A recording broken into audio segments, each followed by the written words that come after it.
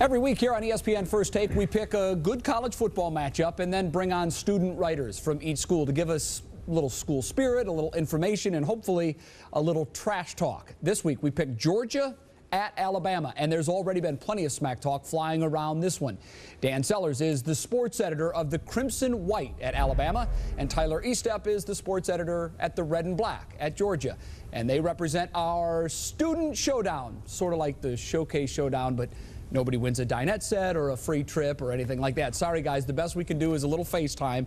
Dan, let's start with you. Bama is coming off that huge win last week against Arkansas. What should Georgia fans expect when they come to Tuscaloosa? It's been definitely a lot of excitement going on up here in Tuscaloosa. Because what happened Saturday just hasn't happened in Tuscaloosa in a long time. Fourth quarter comeback like that. The last time it happened was 2001. And obviously with game day coming, tremendous excitement on campus. And, a win against Georgia, take Alabama to 3-0, and you have to start mentioning them with LSU in contention for a trip to go to Atlanta for the SEC championship. Tyler, in a recent meeting, an SEC coach said that Georgia wasn't, quote, man enough to beat the Tide, but they have won 2 in a row. So is Georgia man enough to win Saturday? I think they're definitely man enough. There's actually a columnist over here in Atlanta that called Coach Rick soft last week, I guess it was. I think they're definitely man enough. They're definitely physical enough, and I look for a tough matchup, close matchup Saturday in Tuscaloosa. Dan, there's a lot of interesting things going around here. Coach Rick closed Georgia practice to the media this week. A little paranoid, perhaps, about Saban spying. Yeah, I think round one definitely goes to Coach Saban to win the psychological battle. He's already in Coach Rick's head.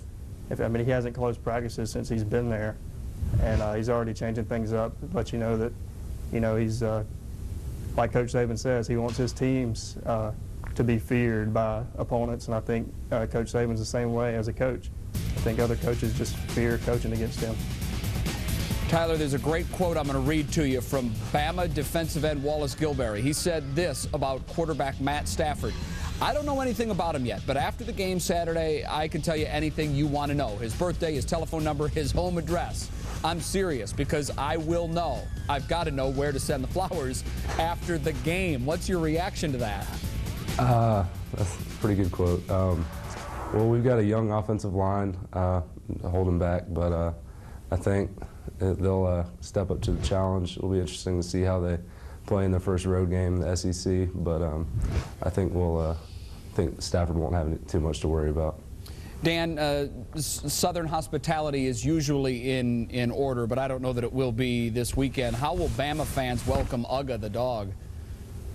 I think Uga has a problem with Auburn's players. He's the one that almost bit the Auburn player, but I think that would be more of an issue if they were playing Auburn. But Alabama's issue was with Smokey, Tennessee's mascot, who almost, I think, actually bit an Alabama player last year in Knoxville. Tyler, worried about a kidnapping of Uga? Not so much. I think Uga's in safe hands in Tuscaloosa. Give us one reason why your school will win Saturday. Dan, you first. I think the offensive balance. Against Vanderbilt, Alabama needed a score in the second half, and they went to Terry Grant and the running back and ran behind the big offensive line. And Saturday, Arkansas loaded the box, committed to stopping the run, and Alabama threw for 327 yards, and John Parker Wilson did, and that comeback win. So I think it's kind of pick your poison. If you're going to stack the box, Alabama can beat you through the air, but Terry Grant can run behind that big offensive line and create some problems there. Tyler?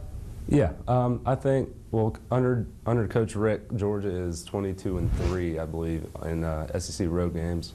So I think he'll have them prepared, and I think Matt Stafford will look more like he did against OK State and Western Carolina than he did against South Carolina.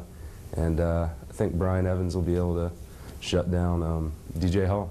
All right, guys, take a breath. You're off the hot seat, but now your teams are squarely in the spotlight. Tyler, Dan, good luck, and good luck to your schools on Saturday.